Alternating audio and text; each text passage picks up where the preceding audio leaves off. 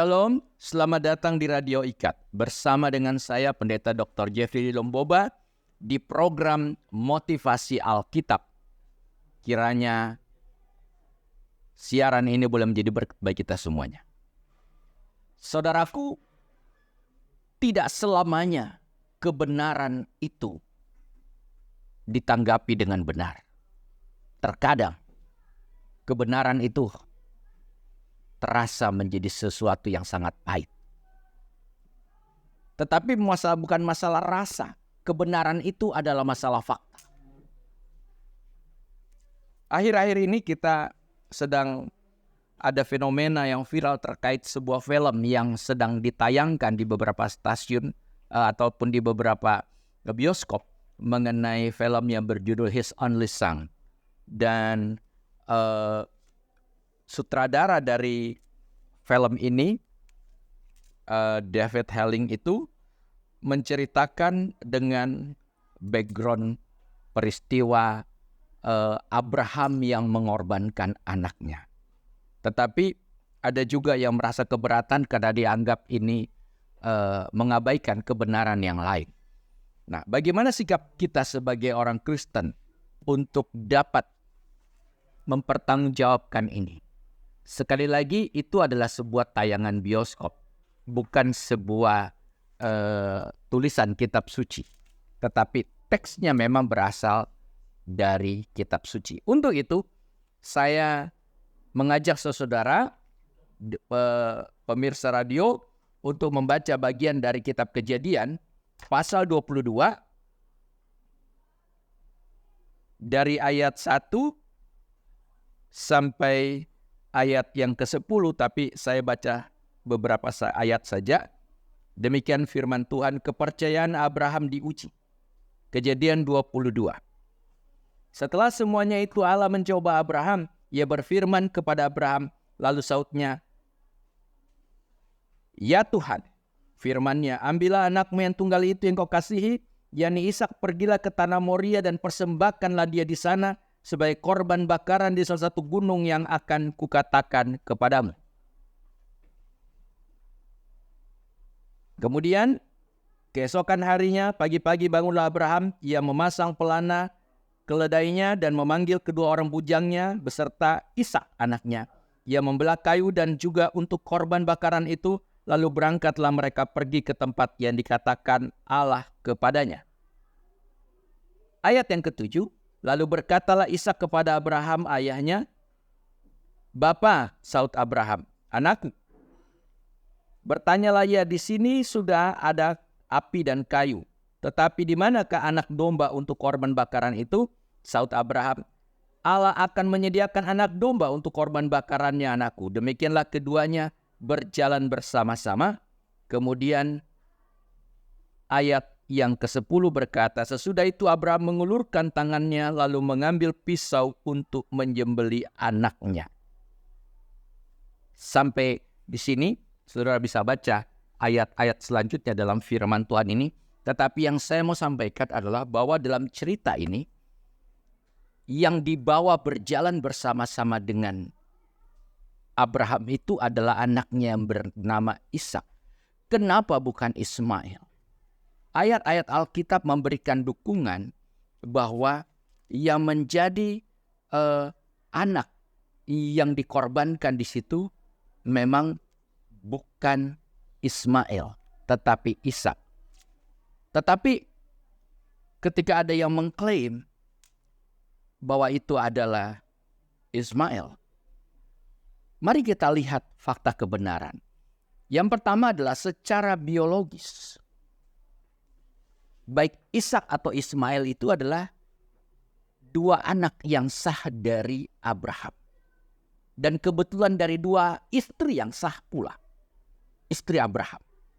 Bahkan posisi Ismail itu adalah anak yang sulung. Adiknya adalah Ishak. Nah, dalam hal secara biologis, Ismail dan Ishak itu sama. Bahkan dari sisi keturunan, anak sulung itu bukan Ishak, tetapi Ismail. Tetapi kita lihat juga dari segi perjanjian. Dalam perjanjian itu kita lihat dalam Kejadian pasal 15, di sana jelas bahwa saya bacakan dalam Kejadian 15 ayat yang ke-13. Firman Tuhan kepada Abraham, ketahuilah sesungguhnya bahwa keturunanmu akan menjadi orang asing dalam satu negeri bukan kepunyaan mereka, dan bahwa mereka diperbudak dan dianiaya 400 tahun lamanya. Sebelum Ismail dan Ishak lahir, Tuhan sudah bilang keturunan yang akan diperbudak. Jelas ini bukan keturunan Ismail tapi keturunan Ishak. Yang kedua, kita tahu dalam sejarah bahwa siapa yang lahir dan menerima perjanjian itu. Kita lihat di dalam Kejadian pasal 17 ayat yang ke-7. Di sana dikatakan bahwa Allah membuat perjanjian dengan Abraham dengan berkata, aku akan mengadakan perjanjian antara aku dan engkau serta keturunanmu turun-temurun, menjadi perjanjian yang kekal supaya menjadi Allahmu dan Allah keturunanmu. Karena itu ayat 10 berkata pasal 17, inilah perjanjian yang harus kamu pegang, perjanjian antara aku dan kamu serta keturunanmu, yaitu setiap laki-laki di antara kamu harus disunat. Yang ketiga, kenapa Ismail tidak menerima perjanjian tetapi Ishak? Harus kita lihat bahwa tanda perjanjian, covenant dalam bahasa aslinya berit itu, perjanjian antara Abraham dengan Tuhan itu tandanya adalah sunat. Nah, dalam konteks sunat di sini kita tahu si Ismail itu sudah lahir. Bahkan pada saat perjanjian yang dibuat dikatakan Ismail sudah berumur 13 tahun. Nah, ketika Ismail sudah berumur 13 tahun Tuhan bikin perjanjian. Maka seluruh orang baik itu Abraham dan keturunannya itu harus disunat. Nah, bedanya di sini.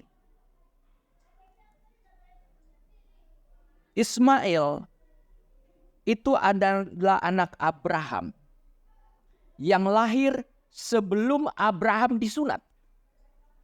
Sementara Ishak itu adalah anak Abraham yang lahir setelah Abraham disunat. Jadi anak perjanjian dengan tanda sunat itu menjadi alasan yang sangat mendasar bahwa anak yang lahir itu, yang menerima perjanjian itu, yang dikorbankan Abraham di Bukit Moria itu adalah Ishak. Yang berikut, alasan yang berikut adalah dalam Kejadian pasal 17 ayat yang ke-21, demikian firman Tuhan. Tetapi perjanjianku akan kuadakan dengan Ishak yang akan dilahirkan Sarah bagimu tahun yang akan datang pada waktu seperti ini juga. Artinya apa? Tuhan sudah berjanji kepada keturunan Abraham, sekalipun keturunannya itu pun belum lahir.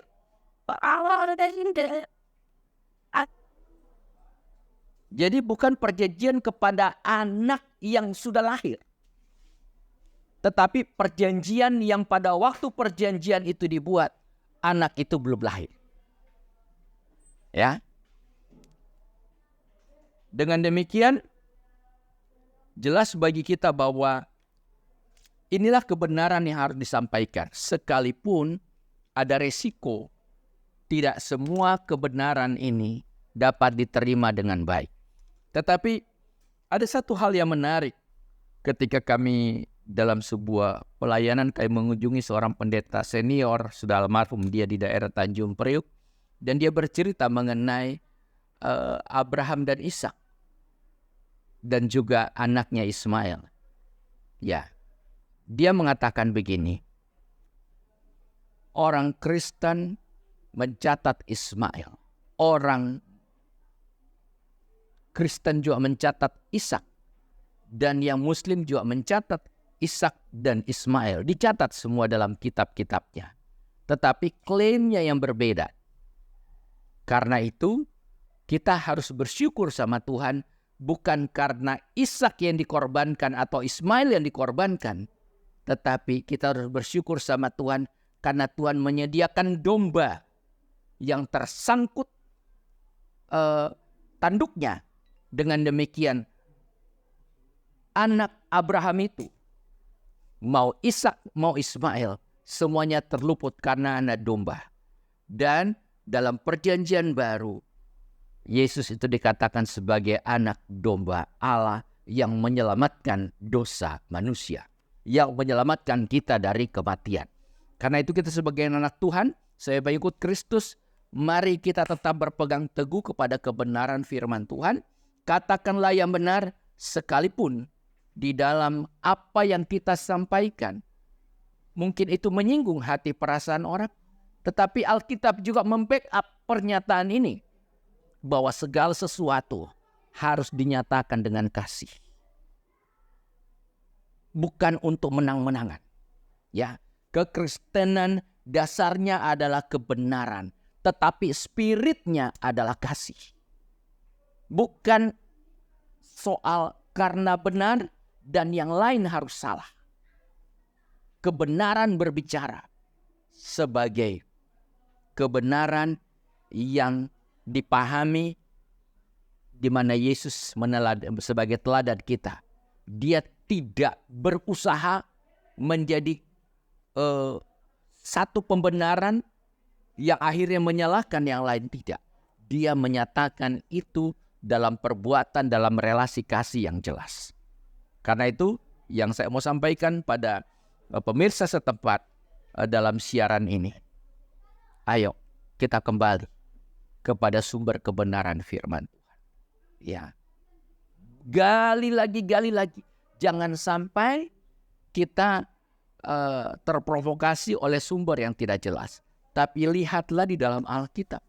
Karena Alkitab itu adalah cerminan dalam kehidupan kita bersama. Ya, dan saya percaya dalam pengalaman saya sebagai pendeta, ya, kebenaran firman Tuhan seperti kata pepatah modern bahwa proses tidak pernah mengkhianati hasil. Jadi kalau kita menggali, merenungkan firman Tuhan dengan sungguh-sungguh, pada akhirnya itu akan menghasilkan sesuatu yang iman kita akan semakin tumbuh, semakin berkembang. Ya. Dan tidak perlu risau ketika orang mengatakan hal yang sebenar, hal yang sebaliknya dari yang kita sampaikan. Tidak ada masalah dengan hal itu. Karena pada hari-hari dan zaman-zaman ini, kebenaran sedang berusaha ditutup-tutupi. Kita sebagai anak Tuhan yang tahu kebenaran, tetap bukakan itu. Tuhan Yesus memberkati. Mari kita berdoa. Saudaraku, mari kita satu dalam doa. Bapa yang maha baik, kami bangga dan bersyukur punya Allah seperti Engkau. Kami percaya Tuhan firman-Mu adalah kebenaran, dan karenanya ya Tuhan, ketika kami semakin berpegang teguh kepada kebenaran firman Tuhan, ada pihak-pihak lain yang mencoba untuk mengaburkan atau memberikan narasi yang berbeda. Tetapi biarkan dan mampukan kami untuk tetap teguh berpegang kepada kebenaran firman-Mu. Dan sekalipun ketika kami memberitakan firman Tuhan, terkadang tidak mendapatkan respon yang benar, ataupun mendapatkan antipati bukan simpati, kami berdoa dalam nama Yesus, ampuni mereka. Dan Tuhan persiapkan mereka sebagai generasi mendatang yang akan ditebus. Dan Tuhan mengampuni. Terpujilah Engkau ya Bapa. Di dalam nama Yesus mengucap syukur. Haleluya. Amin. Demikianlah siaran ini. Saya Dr. Jeffrey Lumboba mengucapkan terima kasih. Salam Sikip. Shalom.